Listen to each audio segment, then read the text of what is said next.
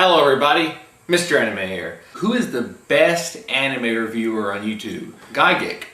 He's British and he uses very comical, fast-paced, switching humor in his reviews, and I've actually plugged him in my Faces of YouTube video because I really like what Gigguk does.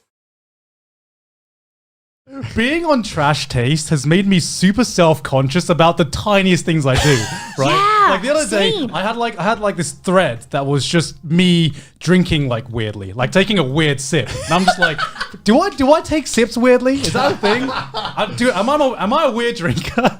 No, because we saw earlier on the train here, right? That like, do you know what the most liked post on our subreddit is? Right. It's the video of Garnt from like the Sydney episode drinking a Corona and then laughing to himself. Like it's weird because I was that kid who was just sitting in school and I'd just be sitting in silence and I'd just like laugh at myself. I'd just be like, Bro. like people thought people thought Better run. people thought I was like fucking crazy. Like, I would. Because I started with doing absolutely zero scripts. I would maybe jot down like bullet points, but I found myself finding just running into that situation where I would just be like, I gotta start organizing my shit. So I was just laughing I had the exact moment where I was just laughing to myself because I thought of a funny God damn it, Anime Zone. I am so funny. It just happened live on screen there. I'm just like, God fucking damn it. I remember thinking when I wake up from the stream, this is like a slam dunk idea. This is like $1 million idea. And then I wake up and there was like, Evangelion, Indian service call. I'm like, what the fuck what the fuck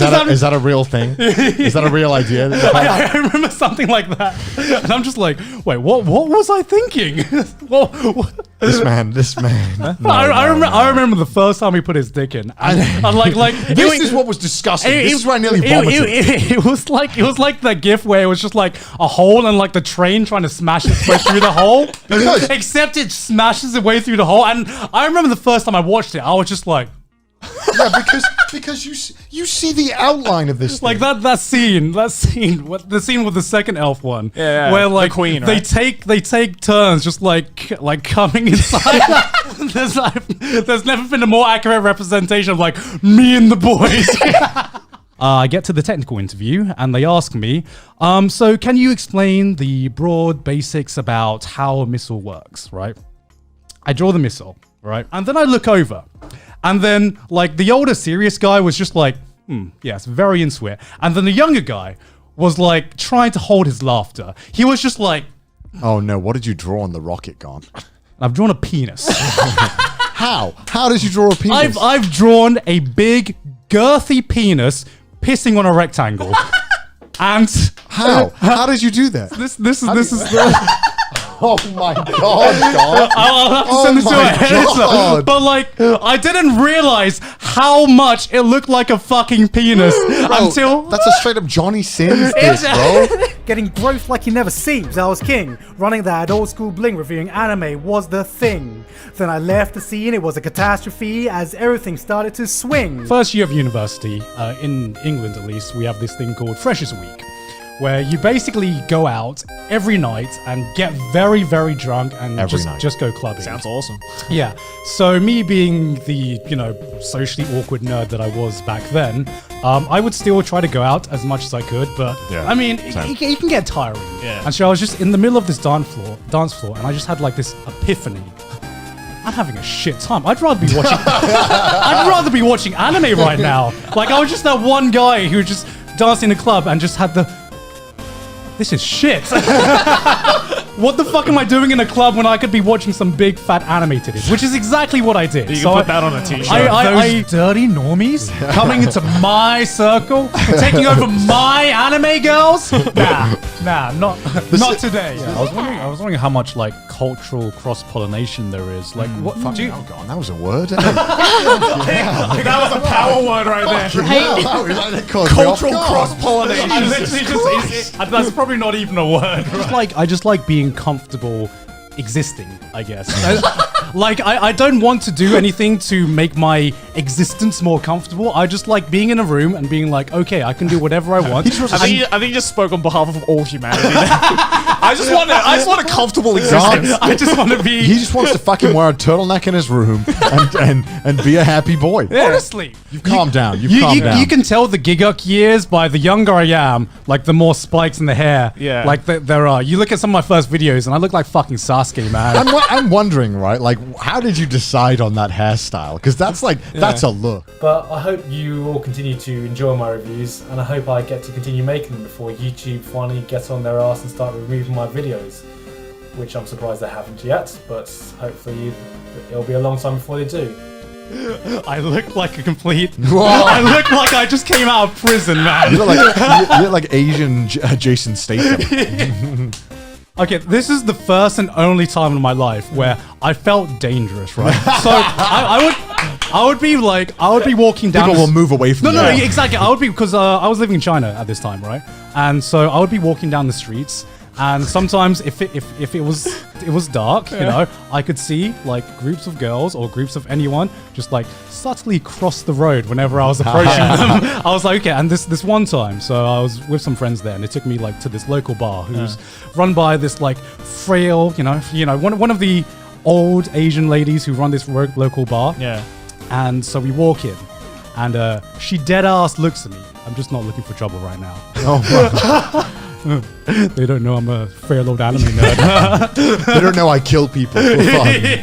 Yeah, it's a little known secret, or it's a little known fact that I've been a monk in my life, but I've not just been a monk once, right? Just saying that is so cool. To me, this is just part of Buddhist culture. So yeah, so normally a lot of people just do it for like 1 or 2 days because we believe that it's good karma. Yeah. I'm not joking when it was literally the life-changing experience for me. Like there was me before being a monk, and then there's me after being a monk. I told my mum, if I'm gonna do it, I'm gonna go all the way. Like there's some temples that you go to that don't take it as seriously. And then I went to a fucking hardcore temple where, you know, we didn't have any technology. Yeah. We had to. Okay, so here was my daily schedule. Okay, so I would have to wake up at around 4 a.m. That already sounds like torture. That already sounds like torture.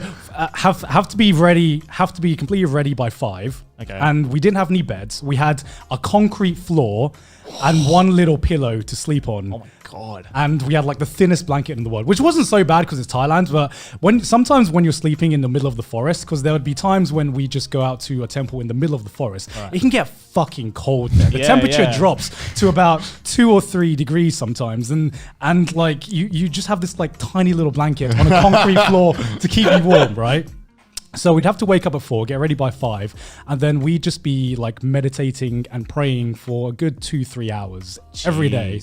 And then afterwards, we would basically go out barefoot, go to like whatever village or whatever area around the temple, and people would just donate the food. The food that we got donated, that's what we would eat. You live the simplest life you can possibly live, and you basically eat to survive, and you get 1 meal a day. Jesus. And you gotta be okay with whatever you get given. So we would eat at around 11 to 12 o'clock, and that would be our first and only meal a day. You don't really get the pleasures in life, but at the same time, you just kind of, you're okay with everything because you have to be okay with everything. And I remember for the first week of being a monk, it's fucking hard. It is so fucking hard to reprogram your brain to not only be like, okay, how do I distract myself with my phone? How do I not check Twitter? How do I not watch YouTube videos? How do I just be okay with my own thoughts? And just when I got to that point, I kind of just had time to just reflect on my entire life. Because what else are you gonna fucking do when you have nothing to do but literally think back about everything, every decision that you've made? While we refer to this final stage as true acceptance, anime fans may know it as a better term: no longer giving a fuck. This is when they finally realize they have ended up exactly on the path they began, back at their awakening with the same shitty taste, as the final evolution is to regress back to their infancy, though they have learned one important thing that separates them from the same bright-eyed kid that first discovered anime: Before one can have shit taste, one must first have no taste. And thus the cycle of the anime fan is complete.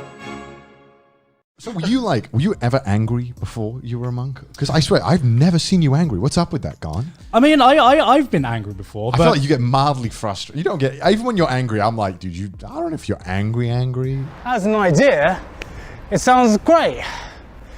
Oh yeah, let's just cycle 70 to 100 kilometers, document our efforts, make a YouTube video about it. What a brilliant idea.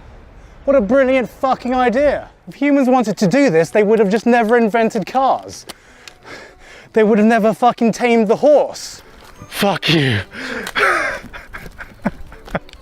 Fuck him. Fuck Joey.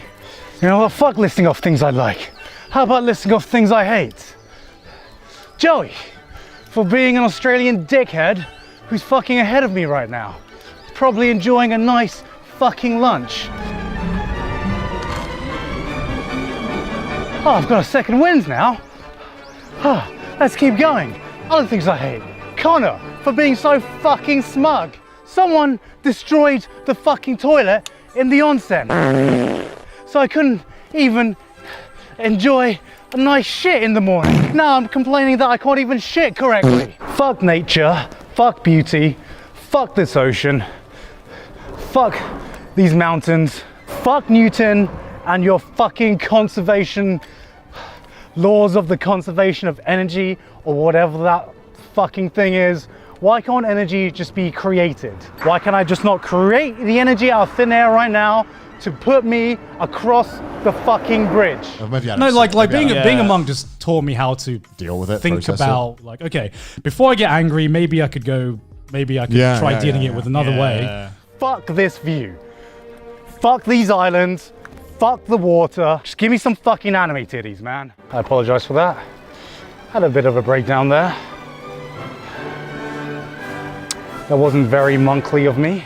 It's not that I don't get angry, it's that I just have different ways of dealing about it than... I want to die.